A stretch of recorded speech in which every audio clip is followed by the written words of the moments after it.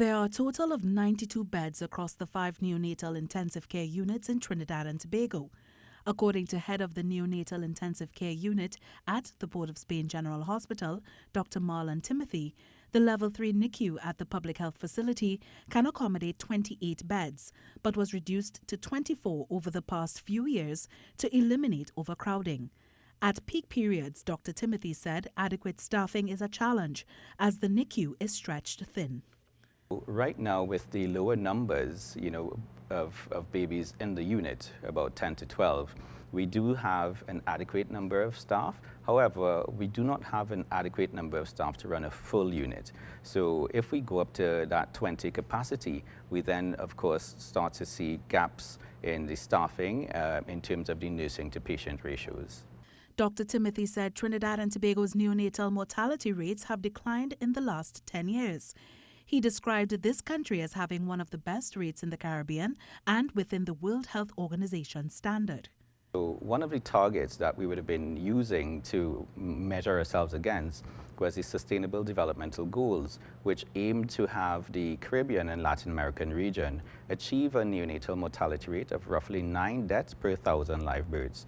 And so since about 2018, we've actually been able to achieve that in bringing down our rates to between 7 and 9. Dr. Timothy revealed that the government spends on average between $16,000 and $25,000 per day per baby receiving care at the NICU. Babies' stay at the NICU vary from as short as 3 days to as long as specialized care is needed. One product that we use in the NICU is something called surfactant. Surfactant is a natural product that all of us produce in our lungs, and it helps us to breathe and make our lungs, non-collapsible.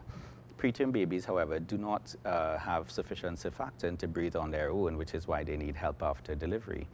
Sometimes we can use up to 3 vials of surfactant, trying to get surfactant into the lungs of the babies, and that cost alone is $5,000 per vial.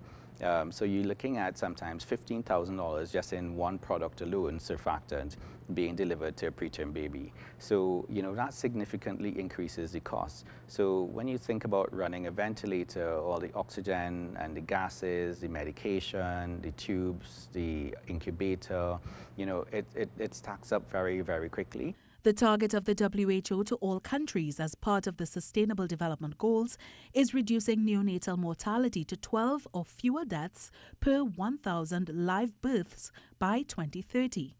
This target aims to end preventable deaths of newborns and children under 5 years of age by 2030. Ayanna Carter, TTT News.